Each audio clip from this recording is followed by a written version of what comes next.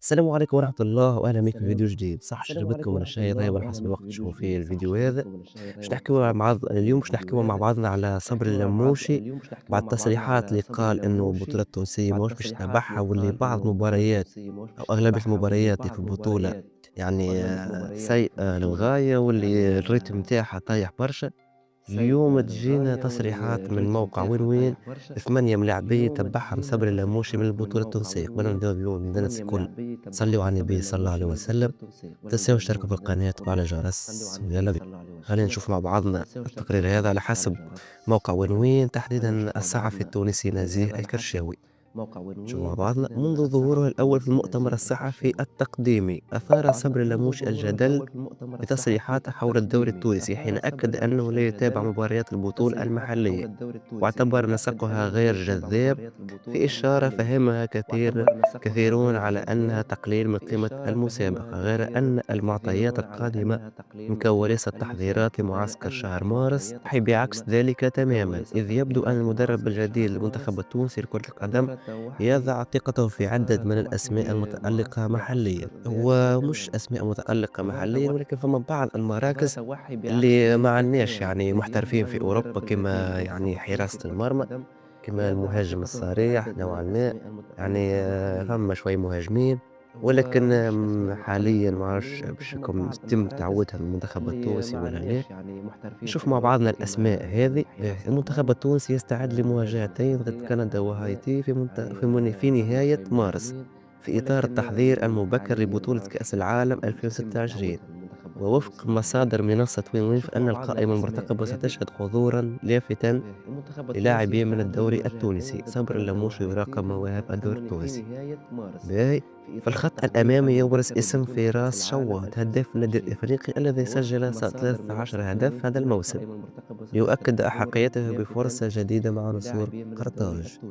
الحقيقة فراس شوات يعني رغم أنه يشرف البطولة التونسية إن أنه أداؤه يشفع له أن يكون في المنتخب التونسي، بحكم يعني الموسم هذا قدم في مردود باهي، وبحكم ما عندناش يعني تكونات باهين يعني. ففراس شوات تتصور باش يكون موجود مع المنتخب التونسي. كما تظل إمكانية استدعاء عمر بن علي، مهاجم النادي الصفاقسي وصاحب 8 أهداف بقوة، في ظل بحث الإطار الفني عن حلول هجومية فعالة. الحقيقة عمر بن علي يعني ما نتصورش يعني يكون مراقبة وكهو، أما باش يتم دعوته المنتخب التونسي ما نتصورش، بحكم يعني فما مهاجمين ينجموا يفيدونا خير، كما مثلا لؤي بن طلحات ينجم يكون فعال، ممكن ينجم يكون في قائمة موسعة. علاش لا؟ على مستوى حراسة المرمى، من المنتظر أن تشهد القائمة حضور 4 أسماء محلية، أبرزهم أيمن دحمان النادي الصفاقسي، بشير بن سعيد الترجي الرياضي، صبري بن حسن النجم النادي الساحلي، ونجم الدين الفرحاقي الملعب التونسي، وهم الحراس الذين تألقوا في المسابقات المحلية. تحقيق مركز حراسة المرمى هو أكثر مركز فيه مشكل كبير في المنتخب التونسي. يعني شفنا أي حارس من الحراس هاذوما الحقيقة ما أقنعش، وزيد ما عندناش حراس يعني محترفين في أوروبا. أما حارس روما اللي كون مع المنتخب التونسي في الفئات السنية، ولكن تقريبا يعني مش يتم دعوة المنتخب الأول حاليا على الأقل. الحراس هاذوما شفنا أيمن دحمان يعني كأس أفريقيا اللي فاتت عمل برشا يعني فضايح. بشير بن سعيد ما نعرف يعني كيف وكيف دحمان تنجم تقول، والأغلبية الأسماء كيف كيف. إن شاء الله يعني مشكل في حراسة المرمى في المنتخب، إن شاء الله نلقاو حل ويثبت اسم باهي على الأقل يمنعنا في كأس العالم. دفاعيا يظل حمزة الجناصي مدافع الترجي مرشحا بقوة للحضور، خاصة إذا واصل تألقه في المواجهة القارية المنتظرة أمام الأهلي المصري. الحقيقة حمزة الجناصي يعني ما ينجمش يكون موجود في المنتخب التونسي، يعني هو النسخة يعني كيف وكيف كيف ياسير مرياح، يعني هما وجهان لعملة واحدة. حمزة الجناصي يعني من نوعية المدافعين تاع يعني يسطح كورة، ما ينجمش يعاونك في بناء لعب. الحقيقة هذا يعني ما ينجمش يعاونك لا في بناء لعب لا في أدوار تكتيكية. يعرف كان تجيه كورة يسطحها والسلام عليكم، خاصة ضد أندية أوروبية يعني ضد منتخبات أوروبية يعني تضغط تبريسي برشا علينا، يعني باش تسبب لنا مشكلة كبيرة كان يعني يتم دعوة الجلاصي.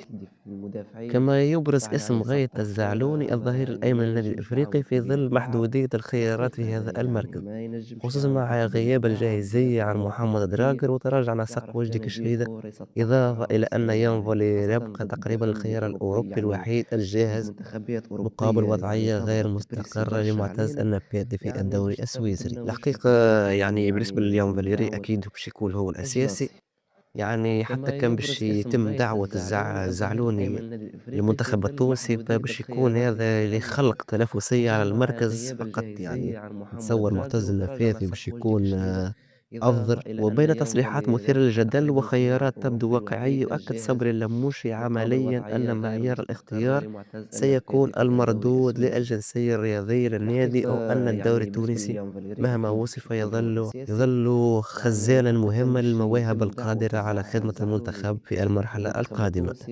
يعني هذا هو مطلوب، يعني المشكلة ما هيش مشكلة الدوري التونسي ولا حاجة، ما هيش مشكلة جنسيات ولا حاجة، المشكلة إنه يعني اللي يبرز ويثبت وجوده مرحبا به في المنتخب التونسي مهما كان الاسم ومهما كان يعني الفريق اللي يلعب فيه. أهم حاجة يعني الإمكانيات تكون موجودة. وكهو يعني بالنسبة يعني البطولة التونسية كما حكينا المراكز اللي تهمنا في البطولة التونسية هي مثلا رأس الحربة متمثلة في فراس شوات، وعندنا حراسة المرمى يعني بشير بن سعيد وأيمن دحمان.